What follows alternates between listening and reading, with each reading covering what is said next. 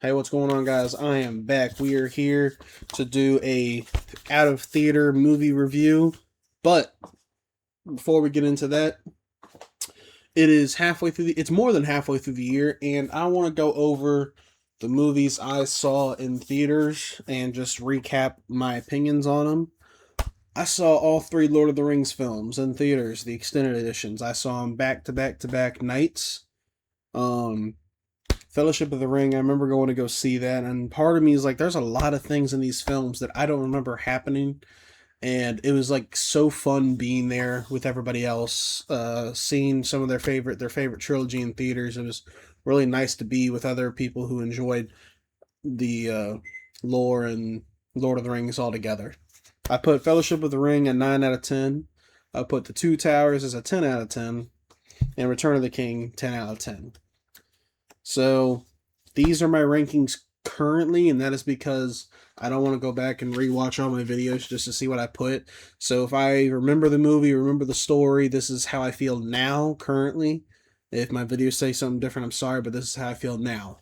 So the next movie I saw after the Lord of the Rings trilogy was Send Help with Dylan O'Brien and Rachel McAdams. Send Help right here. Um, I remember seeing this movie in theaters. I really enjoyed it. It was probably up to the end of January.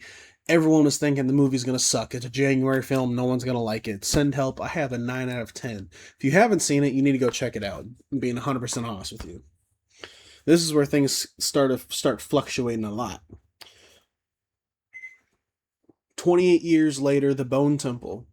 I've sat on this movie. I think I ranked it higher, like an 8.5 when it came out, but I'm a little bit lower on it now. I'm giving it a 7.5 out of 10. That's just because I don't remember much about it. I remember I enjoyed it in the theaters, but I don't remember too much about it. On February 16th, I went to go see a mystery movie like I did tonight for the mystery movie I saw tonight. That one was A24's How to Make a Killing with Glenn Powell.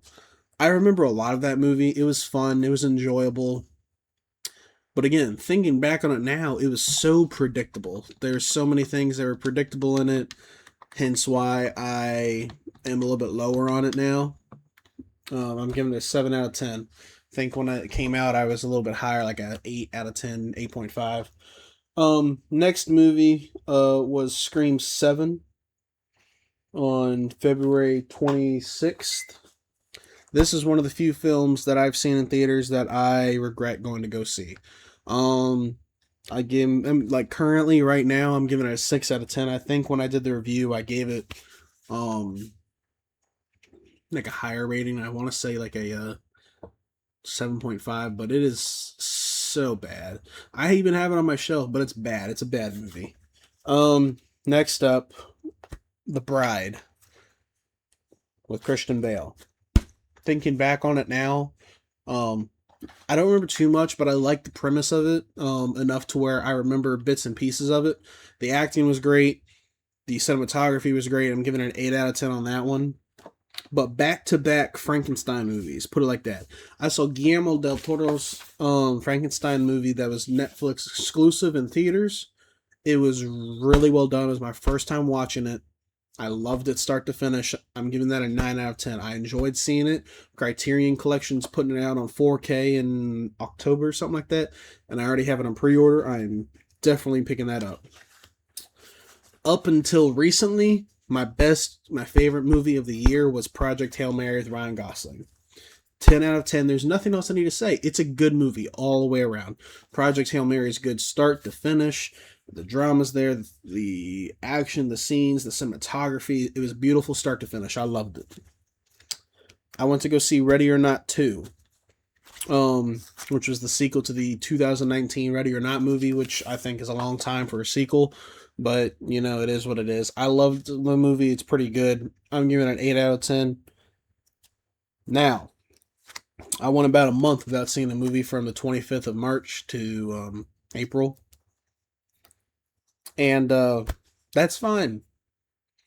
But my favorite in theater experience this year so far, and this includes future movies I'm about to tell you, was IMAX, the re release of Speed Racer. I have the Speed Racer 4K Steelbook back here. I've watched it 3 times since I've got it. It is very fun. I enjoyed the re-release. A lot of us were talking about the film afterwards. A lot of us were just standing around talking about our favorite scene in the movie. It got an extension of its re-release, and it was fun all the way around. I give that movie a 10 out of 10. And then, not only that, I went a couple months about, pretty much. I went from Speed Racer in April to Disclosure Day. So about 2 months in June. Disclosure Day, Steven Spielberg. I liked it. It was good. Right now, I think it's a 9 out of 10, just thinking back on it. Next movie I saw was Supergirl. I'm a little bit higher on it than my friends are, but that's just my taste compared to theirs. 8 out of 10 now. I think I gave it a 9 out of 10 when I came out, but like I said, thinking back on it, there's a lot of things that I would change about the movie, but I'll give it an 8 out of 10 now. Death of Robin Hood, same thing.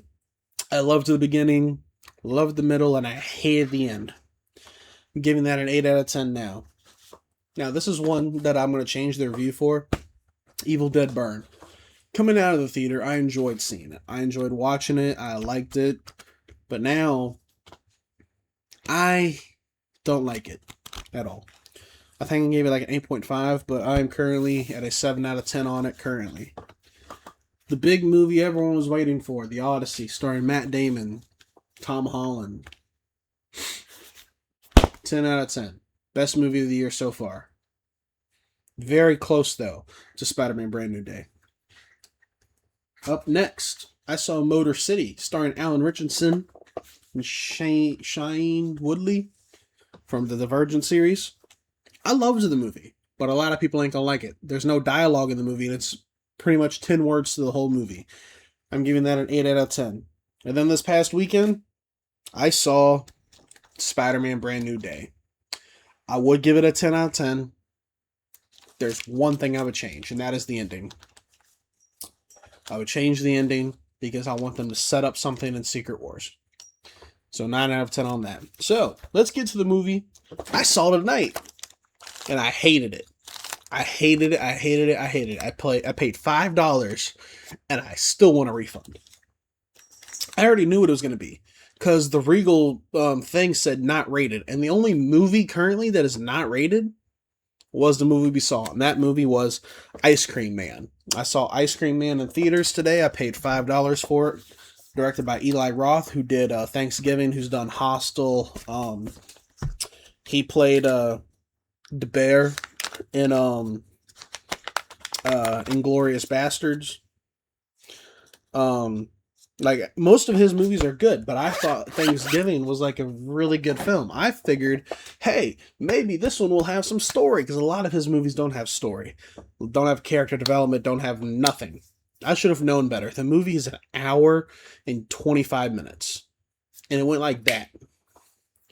It went like that, and it sucked, which is never good. It means it'll keep your attention, but it leaves you unsatisfied. My review for this film is save your money, watch it at home. Save your money, don't watch it. I don't care. The movie sucked. And that is just me being brutally honest. I'm giving it a 2 out of 10. I hated the way the ending was. I was very predictable at moments. Very, very predictable at moments. And like I said, 2 out of 10. Now, if you guys don't want to be spoiled, click off the video now. I'm about to spoil some stuff because it is aggravating, it is irritating, and I just don't like it. So click off the video, I'm about to spoil. Alright, Gore Fest. It is gory, gory, gory. I'll give it that. It's gory. There are moments that are funny. There are moments that are like, ugh. They're like, a lot of us were like, ugh, I can't believe they went that far. But that's because it's kids killing adults, and then there's moments that he decides to go really far. Cool. Alright. Towards the end, when they're trying to get away, they meet this guy in a freezer telling them how they get to kill the Ice Cream Man and how they have to do it. They have to go dig up a grave with a siren and a necromancer. They have to kill the siren and then kill the necromancer. And then they have to put the necromancer and face him towards the ice cream man, and he'll kill him. And yeah, the whole reason that the ice cream man was doing it is because he was trying to get his revenge on the whole town, because the whole town threw him in jail. I forgot what it was for, but they threw him in jail, so he's trying to get his revenge. And this was like years ago, so this is years later after everybody's all grown up. Oh, that's what it was. Something about the parents would get the kids to testify against him, and these are with the kids all grown up now. And so that being said, when he tells them they have to go dig up the grave, they head to the cemetery to go dig up the grave. And there's the sister, and there's this ex-boyfriend who's now currently boyfriend again, or was boyfriend. You know where I'm getting at. As soon as they make up and she kisses him and is like, love you, something like that, blah blah blah, I was like, oh, he's dead. Yeah, like he's dead. He's 100% dead. As soon as they do that and they give you like your own scene, you're dead. I'm sorry, but you're dead. And that's what happened. While they're digging it up, bam, man gets stabbed with a knife in his spine, and somehow it instantly kills him. Somehow, instantly. But like I said, right? So they told me to dig it up. So they keep digging it up. When they open the grave, there's two of them covered in wrapping, and you can't see their face or nothing. At this moment, you could see like whoever it is wiggling, trying to get out per se. I called it then and there. It was his parents. It was their parents. It was the last two people the ice cream man wanted dead. What do you know? Chop, chop, chop. Kill, kill, kill. They don't take off the things, nothing. And they killed their own parents. And you know how the movie ends?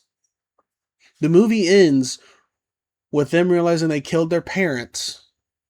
The ice cream man smiles and walks away and leaves, and the movie ends.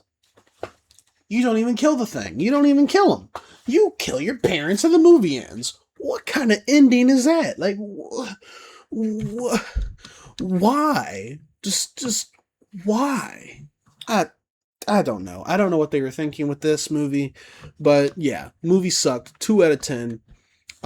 Save your money, and I'll catch y'all next time. Peace.